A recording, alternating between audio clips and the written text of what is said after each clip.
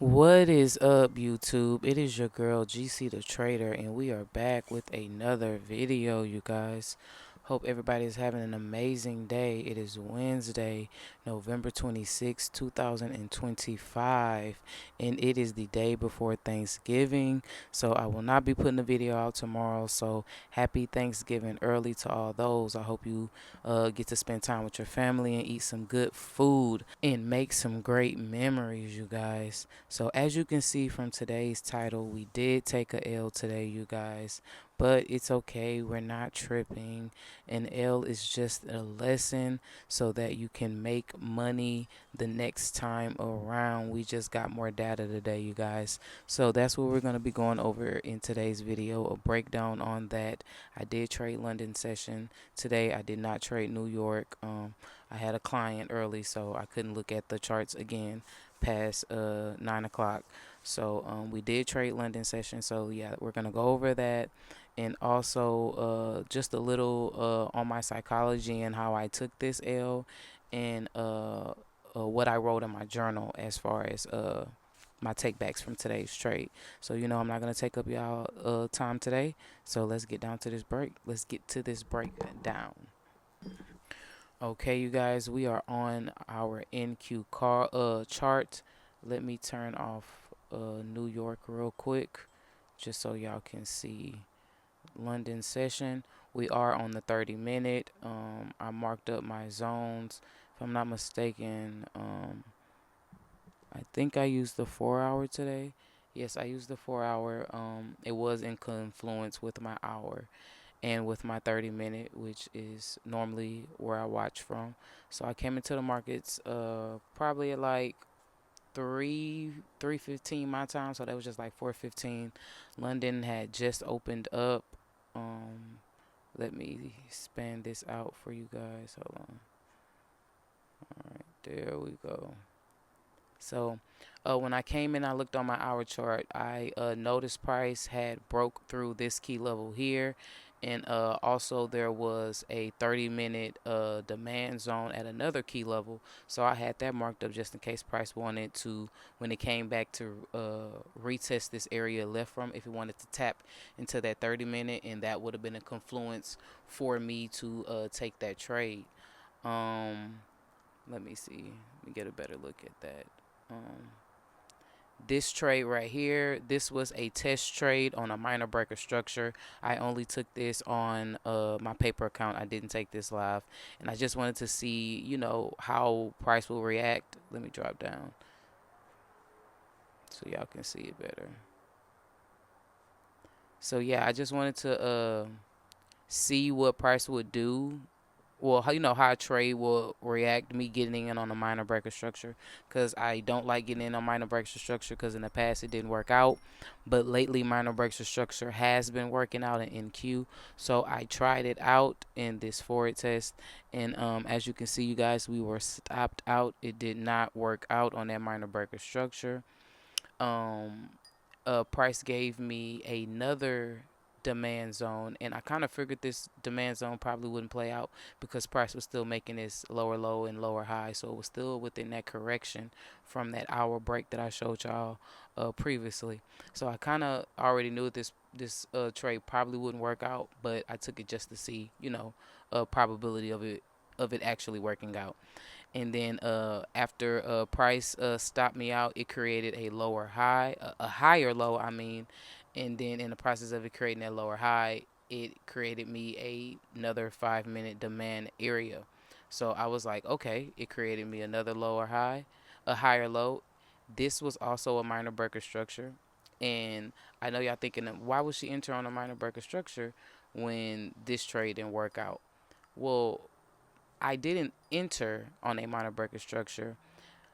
I entered because of a minor breaker structure. So price gave me a minor break from this lower high. Price uh, broke this demand area right here, and within this candle form, and this candle was purple, which is my bearish candles. That candle was purple, and it retested my demand zone on a minor breaker structure. And in the process of it closing out, it created a higher high. I did not enter until the next candle broke that high. So it was the break of the candle, which is what I entered on. So I entered on the break of the candle, which was a little bit more of a conservative entry, but I entered based on a minor breaker structure in a tap that created a higher high. So yeah, I entered based off of that, and I was in the trade for probably like around 13 minutes, and then price came to stop me out. I was only risking $50 today, so it was $100 loss. Put my P&L right here on the screen and on both of my funded accounts and my P&L calendar, so y'all can see that.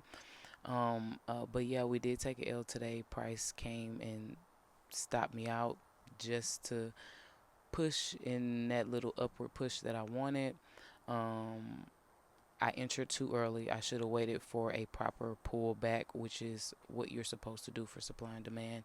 But as I stated, the minor breaker structure plus the tap plus the higher high, that was enough for me, and I should have waited for a proper pullback. So, that L was on me, but we know what we did wrong, so we'll be able to backtest that in our data this weekend.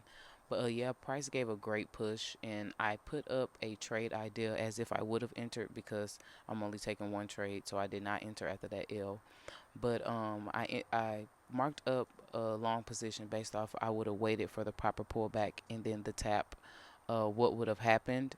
And it would have gave me my 101. It would have broke a little bit past my 101, but then it would have eventually came down and stopped me out at break even before price decided that it wanted to come and tap this key level again. So this was the initial trade that I was hoping happened earlier in the trade session. I definitely should have waited for this setup to happen, but I did take a L on my paper account, and I shouldn't have took the L because, as you can see, the trade played out. Um, when I already had a buy order placed up here for when price came back and retested this area and broke up to the upside. So if I take you to the hour, this was the first break. This was price retesting that area. So go back to my 5 minute. I had what I thought was a buy order set, and I placed it, put my long positions up, and I went to go get me some coffee. I got a notification on my phone that my stop loss was hit, so I looked at the trade to see what went wrong, but I went back to my actual laptop to see what was wrong. Because on my trading view on my phone, uh, I can't see as much as I want to see on my screen. So I went back to my laptop just to see what happened, and I was like, why did it stop me out? And I looked, and it said a sell, and I was like, oh my gosh, I placed a sell order instead of a buy order. So yeah, that was my fault for not better paying attention to what I clicked when I pressed right there. I thought I pressed buy, but apparently I pressed sell, and that was all she wrote. So yeah, I ended up taking a L on my paper account, but as you can see, this would have played out, and we would have made $150 on our paper account today. But not paying attention is what cost us this L on our paper account. So yeah, you guys, we took three L's today, but only one L on our funded account. So we only lost $50 today, $100 altogether across both accounts. And I think this is when NQ opened up for New York. Hold on, let me see.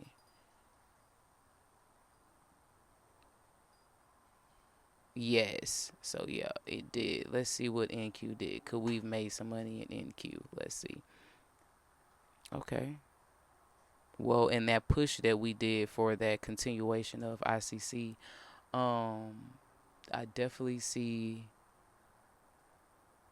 uh, a 5 minute demand. NQ definitely came to retest it. It retested it twice. And even if you didn't like that 5 minute, it definitely gave you two opportunities to get in. It gave you opportunity to get in right here, but I know this is an old zone, so the fact that it came and tapped it again should have been enough confirmation. But if you didn't like that, NQ gave you another demand zone right there where you could have ate perfectly to that key level, because that's definitely what I would have had my order at. Definitely would have had it at this key level, risking $50. And yeah, that would have been a nice little profit trade in New York. New York, and it's crazy when I didn't trade New York 2 days in a row. New York produced some great setups, but lately New York for NQ has not been good as far as hitting my zones for me to enter into the trade. So it's crazy how I had to trade the London session, and on the days that I couldn't trade New York. So that's crazy. So yeah, you guys, that's it for today's trade breakdown. I hope y'all was able to make some money today. I hope y'all didn't do nothing crazy on this wacky Wednesday, and y'all protected those accounts so that we can finish the week out on Friday with some great P&Ls, you guys. So yeah, my trade journal said, you guys, after reviewing the trade, I probably should have waited for a full pullback and tap before entering. But I had an idea and I went with it. No hesitation, no fear. I just executed and accepted. So yeah, you guys, previously in the other videos, we had a psychology problem a few weeks ago, and it just kind of took us out of some amazing trades. So yeah, I've been executing, not letting anything stop me from entering the trade. So regardless of the losses I've been taking, I'm just happy I've been participating in the market, you guys. So hey, every L I've taken, I've had a smile on my face, and that just shows me that hey, I'm not gonna be taking them for any much longer, you guys. So yes, you guys, with that being said, thank y'all for taking the time to sit down with me and go over these trades that we took today. And y'all have an amazing rest of y'all day, and happy Thanksgiving again. Your girl GC the Trader is out.